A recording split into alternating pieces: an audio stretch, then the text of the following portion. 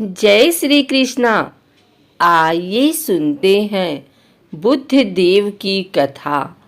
बृहस्पति को देवताओं का गुरु माना जाता है। समस्त देवता उनसे परामर्श लेते थे। चंद्रमा भी बृहस्पति के शिष्य थे। बृहस्पति की पत्नी थी तारा, जो कि बहुत ही सुंदर थी। चंद्रमा को तो सभी सुंदर मानते ही हैं, बल्कि उन्हें तो सुंदरता का ही दूसरा रूप माना जाता है। अब तारा चंद्रमा पर मोहित हो गई और उनके प्रेम में पड़ गई। चंद्रमा भी गुरु पत्नी के प्रेम पास में बंध गए। यहाँ तक कि तारा ने बृहस्पति को छोड़कर चंद्रमा के साथ रहना शुरू कर दिया। बृहस्पति ने उन्हें बहुत समझाया और वापस आने को कहा, लेकिन वे नहीं मानी। नतीजन बृहस्पति क्रोधित हो गए और चंद्रमा के साथ युद्ध करने की ठान ली। वे देवताओं के गुरु थे, इसलिए सभी देवता बृहस्पति के पक्ष में खड़े हो गए। उधर शत्रु के शत्रु को मित्र मानकर दैत्य गुरु शुक्राचार्य ने चंद्रमा का साथ देने का मन बना लिया। युद्ध छिड़ गया और सृष्टि में भारी तबाही होने लगी। तारा की कामना के लिए हुए इस युद्ध को तारा काव्यम युद्ध कहा गया।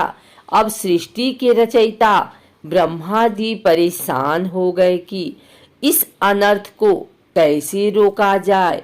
जैसे तैसे वे बीच में कूदे और तारा को समझा बुझाकर वापस बृहस्पति को सौंप दिया गया। कुछ समय पश्चात ही तारा ने एक पुत्र को जन्म दिया। नाम रखा गया बुध। बुध बहुत ही सुंदर थे, इतने कि कोई भी उसे अपना कहने लगे। बृहस्पति चूंकि तारा के पति थे, उनका उसे अपना कहना स्वाभाविक था, लेकिन चंद्रमा ने भी बुध को अपना पुत्र होने का दावा किया। बृहस्पति और चंद्रमा के बीच एक बार फिर स्थिति तनावपूर्ण होने लगी। बृहस्पति और चंद्रमा के दावे के बीच तारा शांत खड़ी देखती रही।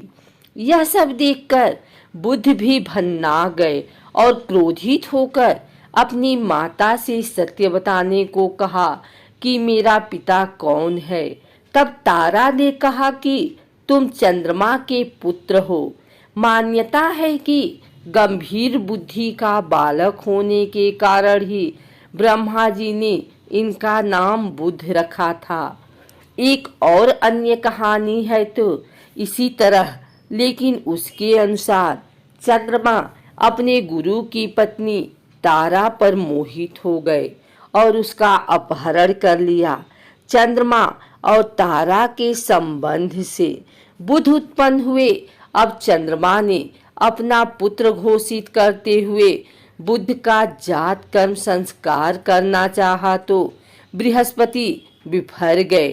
बुध की सुंदरता, उसकी कांति को देखकर बृहस्पति उसे अपना पुत्र मानने को तैयार थे, लेकिन विवाद बढ़ता गया और ब्रह्मा जी के हस्तक्षेप के बाद तारा ने स्वीकार किया कि बुध चंद्रमा का पुत्र है। इस प्रकार चंद्रमा ने उसका नामकरण संस्कार किया और उसे बुध का नाम दिया गया। अब चंद्रमा ने बुध का लालन पालन अपनी प्रिय पत्नी रोहिणी को सौंप दिया। इसी कारण बुध को रोहिणी भी कहा जाता है।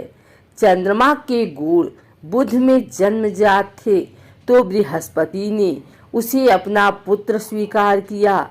इस कारण बृहस्पति के गुण भी बुध में सम्मिलित हैं। इसी कारण बुध को गंधर्व विद्या का प्रणेता तो बुद्धि का कारक माना जाता है, लेकिन चंद्रमा ने तारा के साथ छल किया। इस कारण बुध को अपने पिता से ये नकारात्मक प्रभाव भी विरासत में मिले, विशेषकर जब सप्तम स्थान में बुध स्थित हो। बुध को छल कपट करवाने वाला माना जाता है। एक समय की बात है, एक साहूकार अपनी पत्नी को विदा कराने के लिए अपने ससुराल गया। कुछ दिन वहां रहने के उपरांत उसने सास ससुर से अपनी पत्नी को विदा करने के लिए कहा, किंतु सास ससुर तथा अन्य संबंधियों ने कहा कि बेटा, आज बुधवार है, बुधवार को किसी भी शुभ कार्य के लिए यात्रा नहीं करते। लेकिन वह नहीं माना और हठ करके बुधवार के दिन ही पत्नी को विदा करवाकर अपने नगर को चल पड़ा। राह में उसकी पत्नी को प्यास लगी। उसने पति से पीने के लिए पानी मांगा। साहूकार लोटा लेकर गाड़ी से उतरकर जल लेने चला गया। जब वह जल लेकर वापस आया तो वह बुरी तरह हैरान हो उठा, क्योंकि उसकी पत्नी के पास उसकी ही शक्ल सूरत का एक दूसरा व्यक्ति बैठा था। पत्नी भी अपने पति को देखकर हैरान रह गई। वह दोनों में कोई अंतर नहीं कर पाई। साहूकार ने पास बैठे शख्स से पूछा, तुम कौन हो और मेरी पत्नी के पास क्यों बैठे हो? उसकी बात सुनकर उस व्यक्ति ने कहा, अरे भाई, यह मेरी पत्नी है। मैं अपनी पत्नी को ससुराल से विदा करा कर लाया हूँ।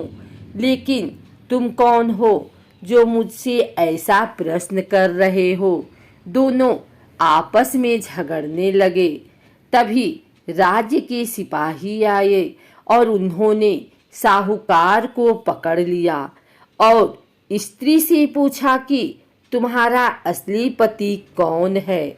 उसकी पत्नी चुप रही, क्योंकि दोनों को देखकर वह खुद हैरान थी कि वह किसे अपना पति कहे। साहूकार ईश्वर से प्रार्थना करते हुए बोला, हे भगवान, यह क्या लीला है?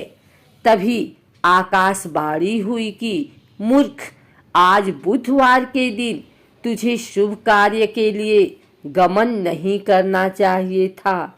तूने हठ में किसी की बात नहीं मानी। यह सब भगवान बुद्ध देव के प्रकोप से हो रहा है। साहूकार ने भगवान बुद्ध देव से प्रार्थना की और अपनी गलती के लिए क्षमा याचना की। तब मनुष्य के रूप में आए बुद्ध देव अंतर ध्यान हो गए। वह अपनी स्त्री को घर ले आया।